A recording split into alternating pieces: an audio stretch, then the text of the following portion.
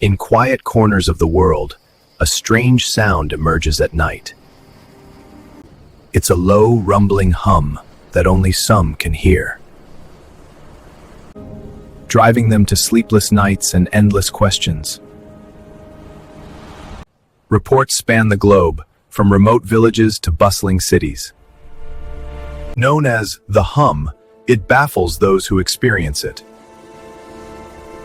Scientists deploy sensors and microphones in affected areas. Yet, recordings often capture nothing but silence. To hidden industrial sources or electromagnetic interference. Some whisper of extraterrestrial origins or secret experiments. But the sound persists, unexplained and unrelenting.